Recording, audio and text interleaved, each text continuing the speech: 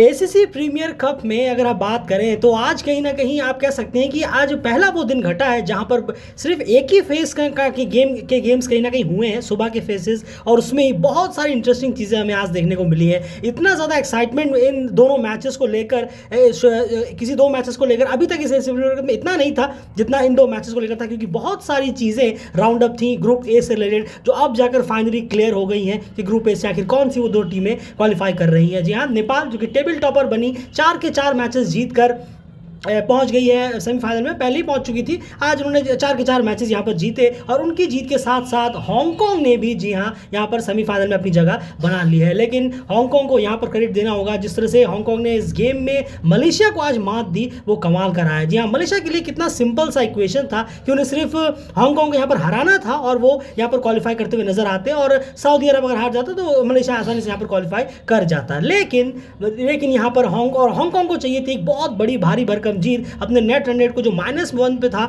उसको ऊपर ले जाकर कतर से बैटर करना, और उन्होंने उस चैलेंज को एक्सेप्ट किया और 141 रन बनाने थे मलेशिया के टारगेट को हांगकांग के लिए, और उन्होंने सिर्फ 12 ओवर में उस चीज़ को कंप्लीट कर अपना रन रेट इतना बेहतर कर लिया कि वो कतर से बैटर हो गया। और इधर नेपाल ने जैसे ही सऊदी अरब को मात दी, हांगकांग सेमीफाइनल में पहुंच गया और ग्रुप ए से दूसरी टीम कहीं ना कहीं वो बन गई नेपाल के बाद सेमीफाइनल खेलने वाली। एंड सबसे पहले आप क्या कहेंगे हांगकांग वर्सेस मलेशिया मैच के बारे में, क्योंकि एक जबरदस्त टर्न अराउंड हुआ है। बाबर और निजाकात ने जिस तरह की बैटिंग कर टीम को जीत दिलाई है, वापसी हुई है हांगकांग की यहाँ पर। बिल्कुल दाद देनी होगी जिस तरीके से हांगकांग ने आज क्रिकेट खेला है। पहले थोड़ा सा स्कोर जो है वो एवरेज रखा है 140 का मलेशिया का, अगर वो स्कोर 160 165 हो जाता तो शायद हांगकांग के लिए ज़रूर मुश्किल होती, क्योंकि पेसर्स इतने अच्छे हैं नहीं। लेकिन फिर भी उन्होंने एक एवरेज टोटल पर यहाँ रखा है 140 तक, क्रेडिट देना होगा। इसलिए ही हांगकांग इस टारगेट को चेस कर पाया, और उसके बाद जो बाबर हयात ने इनिंग खेली है वो बहुत ज़बरदस्त, एक मॉन्स्टर्स हिटिंग रही उनकी। आज 35 बॉल में अराउंड 83 रन उन्होंने किए हैं। कमाल की इनिंग रही है उनकी, उन्हीं की बदौलत हांगकांग इस चेस को करने में कामयाब रहा। वेल डन, बहुत ज़बरदस्त खेले हैं हांगकांग। बिल्कुल सही कहा, और यहाँ पर आयुष शुक्ला की भी थोड़ी तारीफ करनी होगी। फाइनली आखिरकार आज वो चले अपने फर्स्ट बॉल में, उन्होंने काफ़ी ज़बरदस्त कुछ गेंदें डाली थी, 2 विकेट उन्होंने निकाला। टॉप ऑर्डर कहीं ना कहीं जो धराशायी किया मलेशिया का, उससे भी काफ़ी हेल्प टीम को यहाँ पर मिली है। तो ओवरऑल हांगकांग जो है सेमीफाइनल में पहुँच चुका है। नेट रन रेट के आधार पर वो कतर से कहीं ना कहीं बेटर हो जाते हैं और वो पहुँच चुके हैं सेमीफाइनल खेलने के लिए। अब उनका सामना यहाँ पर किससे होगा, आप कुछ ही देर में वो भी सॉर्ट आउट यहाँ पर हो जाएगा। अब दूसरी तरफ चलते हैं, बात करते हैं Nepal versus Saudi Arabia match की। ये एक और बड़ा इंटरेस्टिंग मैच यहाँ पर रहा। इंटरेस्टिंग इसीलिए क्योंकि सऊदी अरेबिया को भी ये मैच सिर्फ जीतना था। अगर वो ये मैच जीत जाते तो वो कहीं ना कहीं क्वालिफाई कर जाते, और हांगकांग जो है वो हमें क्वालिफाई करते हुए नजर नहीं आता। लेकिन यहाँ पर बात करें, सबसे पहले तो बारिश की वजह से बहुत लंबा इंतजार करना पड़ा। बारिश की वजह से तो नहीं, क्योंकि वेट आउटफील्ड की वजह से अगर आप देखें तो पिच बहुत ज़्यादा गीली हो गई थी, और इतनी ज़्यादा गीली हो गई थी कि उस पर मैच किसी भी सूरत में हो नहीं सकता था, और उसको सुखाने में, उस पर वर्कआउट करने में काफ़ी वक्त लगा, ग्राउंड को तैयार करने में काफ़ी वक्त लगा, जिसमें कहीं ना कहीं काफ़ी टाइम चला गया, और एट द एंड डिसाइड हुआ कि मैच जो है वो 8-8 ओवरों का होगा। अब सीधी सी बात है, 8-8 ओवरों के मैच की अगर बात की जाए तो 8-8 ओवर में इस तरीके का एनालाइज तो आप नहीं कर सकते कि 8-8 ओवर के मैच में ज़्यादा कुछ सोचने के लिए होता नहीं है। सीधी सी बात है, इस तरीके के छोटे छोटे मैचेस में एक ही चीज इंपॉर्टेंट होती है, वो है किस टीम ने अपने नर्व्स पे कंट्रोल बेटर रखा। जिस टीम ने नर्व्स पे कंट्रोल बेटर रखा, जिस टीम ने कम गलतियां की उस जल्दबाजी के चक्कर में, बस वही टीम जीतती है। 8 ओवर 10 ओवर इस तरीके के मैचेस में कहानी लगभग आपको यही रहती है। लेकिन उसमें भी किस तरह से सऊदी अरब ने इस गेम में पहले खुद को इन किया और उसके बाद कहीं ना कहीं नेपाल इस गेम को जीतने में कामयाब हुआ, बात जरूर करेंगे। लेकिन यार 8 ओवर का ही सही, लेकिन शुरुआत हम अपने पैटर्न के साथ ही करते हैं, फेस बाय फेस करते हैं, 4-4 के टुकड़ों में बांटकर। ज़रूर, अगर सऊदी अरब ने पहले बैटिंग की तो पहले 1 से 4 ओवरों में सऊदी ने 42 रन किए 3 विकेट के नुकसान पर, वहीं नेपाल ने 38 रन किए 3 विकेट के नुकसान पर। पहले 4 ओवर रहे, ये कहना होगा कि सऊदी के नाम रहे। उसके बाद अगर हम देखें लास्ट फेस यानी कि 5 से 8 क्या ही फेस था ये, लेकिन फिर भी आखिरी के 4 ओवर देखें तो इसमें सऊदी ने 31 रन बनाए 4 विकेट के नुकसान पर, वहीं नेपाल ने 37 रन किए 1 विकेट के नुकसान पर। ये 4 ओवर जो नेक्स्ट फेस था वो नेपाल के नाम रहा, और पहले बल्लेबाजी करते हुए सऊदी अरब ने 73 रन 73 रन बनाए 7 विकेट के नुकसान पर 8 ओवर खेलकर। वहीं नेपाल ने इस चेस को 7.2 ओवरों में चेस कर लिया 75 रन 4 विकेट के नुकसान पर। बिल्कुल, तो ये फेस बाय फेस में भी अगर आप यहाँ पर क्लियरली देख पाएंगे, जो फर्स्ट हाफ जो है सऊदी अरब का 42 रन थे 3 विकेट थे, लेकिन सेकंड हाफ में उनका मामला खराब हो गया और नेपाल का फर्स्ट हाफ ठीक चेस कर रहे थे वो, तो उनके माइंड में टारगेट जरूर था और बहुत छोटा टाइप के मैचेस होते हैं ये, तो रन उनके बिल्कुल ठीक थे, लेकिन विकेट 3 उनके इंपॉर्टेंट यहाँ पर गिर गए थे। लेकिन सेकंड हाफ में नेपाल ने जबरदस्त यहाँ पर वापसी की है। अब मैं बताता हूँ आपको कि आखिर गलतियां जो हुई हैं छोटी मोटी, क्योंकि हम जैसा मैं पहले ही कहा कि छोटी मोटी गलतियां जो हुई हैं वही चीज़ें इस तरह के शॉर्ट मैचेस में भारी पड़ती हैं। अब आप सऊदी अरब को देखेंगे, सिर्फ एक ही आपको दिखेगा जो डबल डिजिट तक पहुंचे हैं 37 रन, अब्दुल वाहिद, जो कि उनके टॉप बैट्समैन हैं भी। उसके अलावा एक भी बैट्समैन डबल डिजिट तक भी क्रॉस करने में कामयाब यहाँ पर नहीं रहे। और अगर आप एक चीज़ और यहाँ पर देखें तो सबसे इंपॉर्टेंट उनके अंदर दिक्कत नजर आई कि हर किसी को कहीं ना कहीं बल्ला घुमाने का ही काम सूझा, कि वो ग्राउंड पर गया और सिर्फ मुझे बोला। आप फैसल खान को देखिए, पहली गेंद पर छक्का आ गया, वो फिर से वही करने की कोशिश कर रहे थे। वो 6 आया, आराम से वो सिंगल देकर मन्नान को यहाँ पर दे सकते थे कि चलिए मन्नान अब आप स्ट्राइक पर आइए। जितने भी सऊदी अरब के बैट्समैन आए उनको सबको यही लगा कि हमारे पास शायद 8 ओवर नहीं बल्कि 8 गेंदें हैं, और वो सब के सब हवाई फायर करने चले गए। अगर शुरू के टॉप 4 बैट्समैन जो हैं सऊदी अरब के, अगर ये पूरे इन 8 ओवरों को खेलने में कामयाब होते तो डेफिनेटली यहाँ पर 90 से 95 रन सऊदी अरब लगा सकता था। और आपने देखा किस तरह से मैच जो है लास्ट ओवर तक गया, तो उस सूरत में 15-20 रन ऐड ऑन यहाँ पर बहुत ज़्यादा इंपॉर्टेंट हो जाते हैं सऊदी अरब के लिए। तो एक बहुत बड़ी गलती सऊदी अरब से हुई है कि बहुत ही ज़्यादा वो पैनिक कर गए, ना उस पर कंट्रोल नहीं रखा। उन्हें लगा 8 ओवर का मैच है, आज जल्दी जल्दी मारना है, हर गेंद पे मारना है, लेकिन उस पर भी वो मार तो पाए नहीं, लेकिन अपना विकेट जरूर थ्रो कर दिया। आप गेंदें देखिए, वजीउल हसन 6 बॉलों में 3 रन, कासिफ 6 बॉलों में 8 रन, उस्मान खालिद नीचे 5 बॉलों में 4 रन, मन्नान अली जो ओपनर थे वो भी 6 गेंदों में 3 रन। तो इससे पता चलता है कि उन्होंने गेंद तो वेस्ट की लेकिन उस सूझबूझ का इस्तेमाल भी नहीं किया कि चलिए, और गेंदें वेस्ट इनकी क्यों हो रही थी, क्योंकि ये हर बॉल पे बल्ला स्विंग करने की कोशिश यहाँ पर कर रहे थे। सिंगल निकालते, डबल निकालते, ट्रिपल की कोशिश करते, सिंगल्स निकाल कर छोड़ बदलते। इससे क्या होता, जो उन्होंने बॉलें वेस्ट की हैं इतनी, वो बॉलें वेस्ट नहीं होती, वो बॉलें और बचती जिसमें बाद में अटैक किया जा सकता था। तो ये एक गलती हुई है और सिर्फ 73 रन पर जो टीम है 8 ओवर में बना पाई, और उसमें अब्दुल वाहिद का कंट्रीब्यूशन बहुत इंपॉर्टेंट रहा। बॉलिंग की बात करें यार, तो 8 ओवर के बॉलिंग में बॉलिंग कार्ड जान लेते हैं कैसा रहा है। बिल्कुल, आप बहुत सही रहा है। करण केसी ने भी 2 विकेट निकाले हैं, रन काफ़ी दे दिए। ललित राजवंशी ने भी 2 ओवर में 21 रन दिए, 1 विकेट पर। अविनाश बोहरा और प्रतीश जीसी ने बहुत बेहतरीन बॉलिंग कराई है। 2 ओवर में 15 रन, 2 विकेट अविनाश बोहरा ने निकाला, और प्रतीश जीसी ने भी 1 ओवर में 10 रन दिए।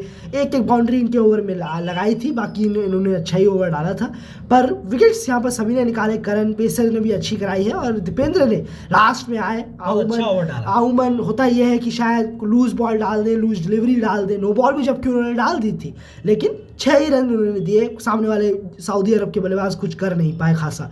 तो ओवरऑल आप देखें, स्कोर जो था वो कंट्रोलेबल था। अगर हम 8 ओवर के हिसाब से देखें, 10 रन आरपीओ भी नहीं था जब ज़रूरत थी। बिल्कुल सही कहा आपने, बहुत ही कंट्रोल्ड टारगेट तक बॉलर्स ने यहाँ पर रोक लिया था, तो इसका क्रेडिट कहीं ना कहीं बॉलर्स को जरूर यहाँ पर जाएगा। चलिए यहाँ पर बात की जाए, अब चलते हैं जरा नेपाल के चेस की तरफ। तो चेस की अगर बात की जाए, फेस बाय फेस में हमने आपको समझाया कि फर्स्ट पे तक खासा नहीं गया। कुशल बुरतेल बहुत ही ज़्यादा बाहर जाती हुई बॉल को चेस करते हुए नजर आए और थर्ड मैन पे अपना कैच वो दे बैठे। यहाँ पर एक अच्छा मौका था, एक ज़बरदस्त फिनिश वो यहाँ पर कर सकते थे इस गेम को, अगर वो अनबीटन जाते। इस तरीके की छोटी छोटी यहाँ पर उनका जो स्ट्राइक है, जो तरीका है खेलने का, वो काफ़ी सूट करता, लेकिन डेफिनेटली बहुत ही ख़राब शॉट में वो आउट हुए हैं। बहुत ही ज़्यादा बाहर जाती बॉल को उन्होंने चेस किया है, उस बॉल पे वो सिंगल डबल निकाल सकते थे। खैर, उसके बाद आसिफ की बात करें, वो भी कहीं ना कहीं आउट हुए। शॉर्ट बॉल करीब उनके आई कंधे पर और उनको शॉट लेने के लिए गए और खड़ी हो गई बॉल, और कवर्स पे कहीं ना कहीं उनका भी कैच लपक लिया गया। उसके बाद एंड कुशल मल्ला को जो डिलीवरी डाली थी, वो आउटस्टैंडिंग डिलीवरी थी, कहना होगा इश्तियाक अहमद की। बॉल जो उनकी पड़कर अंदर आई और सीधा उनके एकदम पैरों पर डाली गई और वो क्लीन बोल्ड हो गए।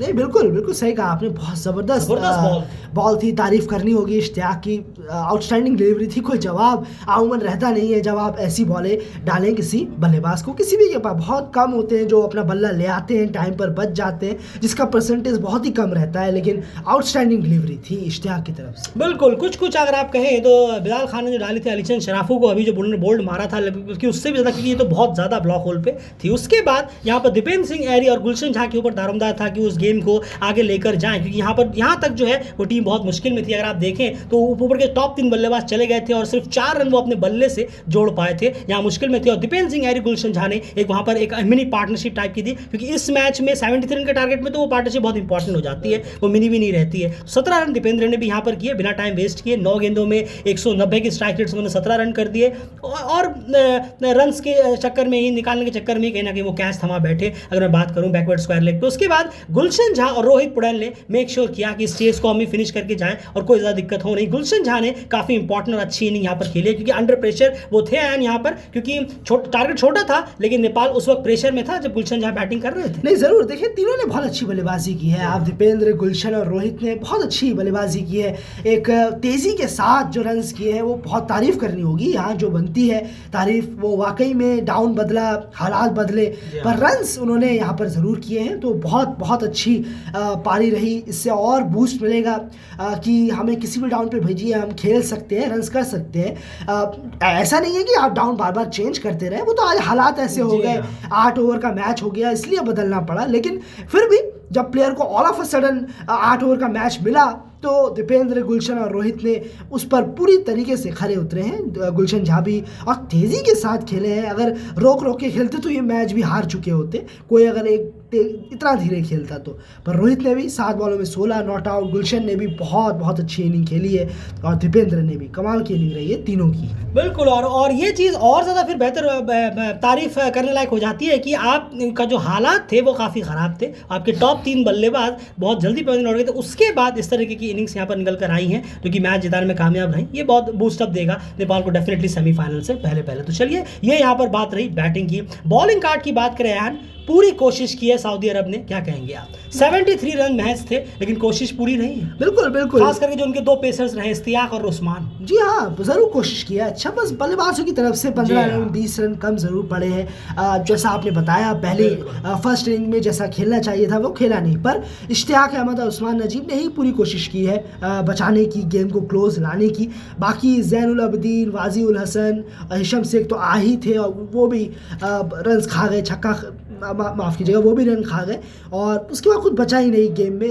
थोड़ा सा रन्स यहाँ होते और शायद इसमें क्वालिटी बॉलिंग अगर करा पाते जैन और वजी, जो कि मुश्किल था क्योंकि सामने बहुत अच्छी बल्लेबाजी कर रहे थे बल्लेबाज बैट्समैन, तो कि मुश्किल हो जाता है कि ऐसी बॉलिंग रखना जहां आप बल्लेबाज अच्छा खेल रहा हो, बॉलर भी कंफ्यूज हो जाता है कि आखिर रखे कहाँ। शॉर्टर था और इतना शॉर्टर मैच है, यहाँ पर एक बॉल ज़रा सी इधर से उधर हुई तो बल्लेबाज को फ़ायदा ही फ़ायदा है और बॉलर्स का जो गलती की गुंजाइश है यहाँ पर और कम होती चली जाती। बिल्कुल, और यही सोचिए आपकी इस लेवल के बावजूद भी जो इश्तियाक ने ओवर डाला है, क्या कमाल का डाला है। 2 ओवर में महज 7 रन और 2 विकेट निकाले। हाँ, एक चीज़ और है, फील्डिंग में बहुत यहाँ पर फंबल किया है सऊदी अरबिया ने। एक का कहीं ना कहीं डबल हो गया, डबल्स का ट्रिपल्स हुए, रनआउट चांसेस मिस हुए, कुछ कैच जो है वो कैच थे नहीं, खैर नो मैंस लैंड में गिरे थे, लेकिन फिर भी फील्डिंग और थोड़ी सी। हाँ, ओवर थ्रो के रन यहाँ पर मिले, ओवर थ्रो के दो रन मेरे ख्याल से मिले थे जब दीपेंद्र और गुलशन यहाँ पर बैटिंग कर रहे थे। तो फील्डिंग में भी वही हमने पहले ही कहा, यहाँ पर नर्व्स की दिक्कत होती है। यही नर्व्स कंट्रोल जो है, वो जो नर्वसनेस रहती है उस पर अगर आप कंट्रोल नहीं रख पाते तो इस तरह की गलतियां इन छोटे मैचेस में जरूर होती हैं और वो ही हमें सऊदी अरब के बैटिंग में भी देखने को मिली और जब वो फील्डिंग कर रहे थे